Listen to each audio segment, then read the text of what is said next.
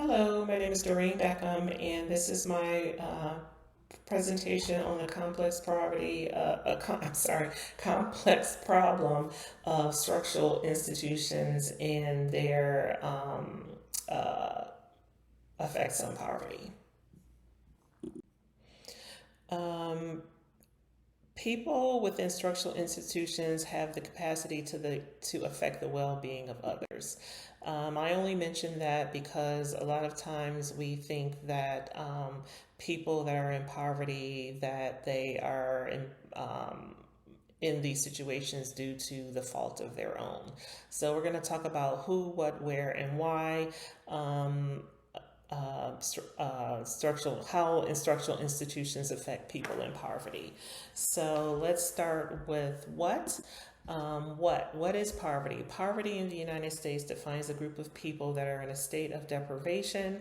Causes of poverty include things such as lack of shelter, limited access to clean water, food insecurities, physical disabilities, and more. I only mention this because a lot of times we think that people that are in poverty are just people that are homeless, where that is not necessarily the case. Sometimes people in poverty have homes. Sometimes they even have vehicles. So I just wanted to make that distinction. Who does poverty affect? Children, young adults, and families are all involved in poverty. So we talk about who women and children are most often affected by living in poverty. This is due to behavioral issues that can manifest themselves in children in poverty. Women in poverty are also subjected to lower wages, inadequate health care, as well as child care concerns, which could further push them in a state of deprivation. Also, multi-generational cycles of poverty exist, and this is due to families who live in poverty, have children in poverty, and they become young adults who are in poverty. And again, the cycle repeats itself, and studies have shown that this cycle, the only way to break this cycle is through valuing higher education. Where does poverty exist? Well, it is worldwide, globally, nationally, and locally. In the United States, 11 million children are living in poverty. And one of the largest cities, out of all the largest cities, Detroit, Michigan, has been ranked as number one in terms of cities with high poverty rates. And surprisingly, that is my home state of where I was born and raised, or maybe not surprising. Extreme poverty exists in sub-Saharan Africa, and it's one of the poorest continents on the face of the earth. How does poverty um, how is poverty enforced? Well, government institutions that are responsible for regulations at the national, state, and local level through discriminatory practices that are rooted in history. And these disparities exist through things such as healthcare, housing, um, and things of that nature. These policies and programs are connected to poverty because of the social policies and the discriminatory laws that they contain lead to higher poverty rates.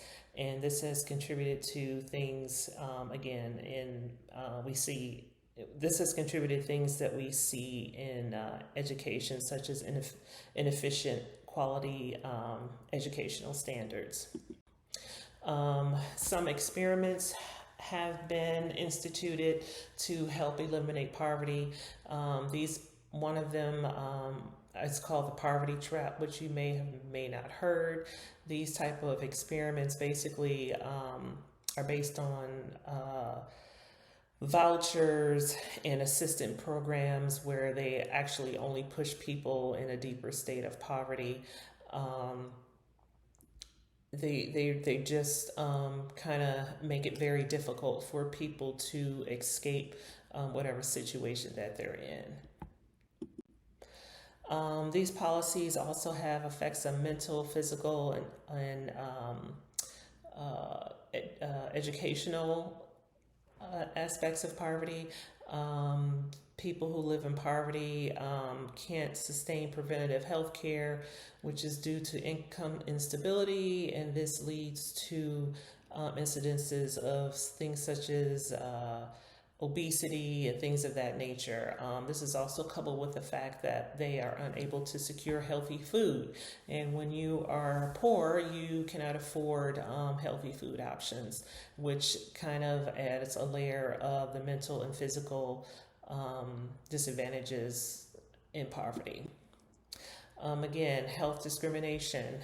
We know that agencies like the FDA are important in promoting the health of individuals, and accessibility is an issue with people that live in poverty where, yes, they can't necessarily access quality food. So they are relegated to eating unhealthy food, and the unhealthy food leads to mental issues, which kind of prevent them from being able to perform at work or securing a job. We see children who can't secure healthy food, again, with behavioral problems in school, not able to concentrate, things of that nature. We talked about housing discrimination, these vouchers, again, the poverty trap that basically keeps people in a perpetual state of poverty. In conclusion, my analysis, I like to say that for me, I think that solving poverty begins with resolving food instability. Poor food equates to poor work performance, poor mental stability, and more. I think this requires focusing on what I find to be the biggest issue of poverty. Perhaps taking this approach, the world will begin to see a progression of the elements of poverty being eliminated. Thank you for listening to this video, and have a wonderful day.